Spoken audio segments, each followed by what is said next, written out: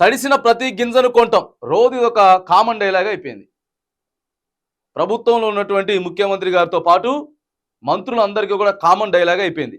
తడిసిన ప్రతి గింజను కొంటాం చెప్తున్నారు, కానీ అది అక్కడ జరగట్లేదు. కల్లాల దగ్గర, కొనుగోలు కేంద్రాల దగ్గర అది జరగట్లేదు.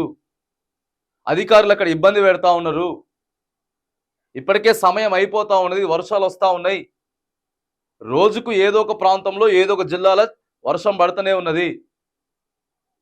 ఆడ మరి అక్కడ కేంద్రాల దగ్గర ఉన్నటువంటి ఒడ్ల పరిస్థితి ఏంటిది? తడిసిపోతా ఉన్నాయి. చకచకా కొనండి. ఏప్రిల్ 1వ తారీఖు నుంచెల్లే మరి మీరు మొదలు పెట్టినామని చెప్పారు కదా, ఎందుకు లేట్ అవుతా ఉన్నది? సరే, లేట్ అయితే అయింది.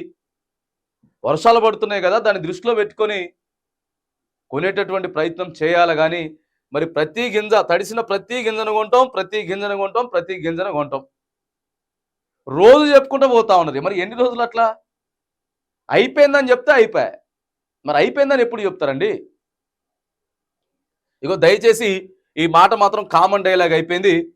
మరి చేయాలి ఇది పూర్తి స్థాయిలో ప్రజలకి, క్షేత్రస్థాయిలో రైతులందరికీ కూడా అందాల. ఈ మాట అధికారులు ఖచ్చితంగా నెరవేరేటట్టు చేయాలి. రూపాయి తగ్గకుండా మద్దతు ధర చెల్లిస్తాం. వానాకాలం నుంచి సన్న వడ్లకు 500 రూపాయల బోనస్. ఇక క్లియర్గా నిన్న చెప్పేసారు సన్న వడ్లకి అని చెప్పి. వచ్చే విద్యా సంవత్సరం నుంచి అమ్మ ఆదర్శ పాఠశాలలు నకిలీ విత్తనాలపై కఠిన చర్యలు. నిపుణుల సూచనల మేరకే కాళేశ్వరానికి మరమ్మతులు.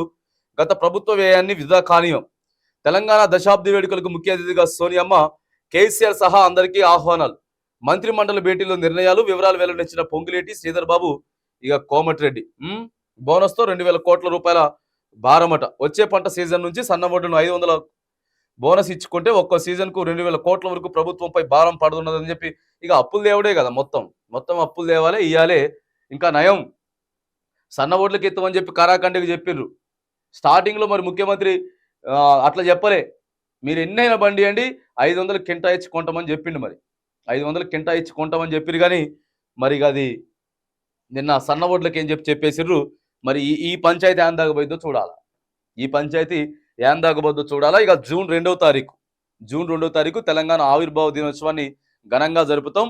సోనియా గారు ఇక్కడ ముఖ్య అతిథిగా పాల్గొంటారు. కేసీఆర్ కూడా ఆహ్వానం పంపుతా ఉన్నామని చెప్పి మరి ఆడ చెప్తా ఉన్నాడు. ఇక కాళేశ్వరాన్ని కూడా నిపుణులు రిపేర్ చేయమంటేనే రిపేర్ చేస్తా ఉన్నాం మేము, నిపుణులు ఎట్లా చెప్తే అట్లనే. కానీ గతంలో ఏదైతే ప్రభుత్వం ఆదాయం చేసిందో, ఖర్చు చేసిందో దాన్ని మేము వృధాగా పోనీయమని చెప్పి మన కేబినెట్ మీటింగ్లో మేము అన్ని నిర్ణయాలు తీసుకున్నామని చెప్పి రేవంత్ రెడ్డి గారు మాట్లాడుతున్నట్టు మనకి ఈనాడు దినపత్రికలో కనపడుతున్నది.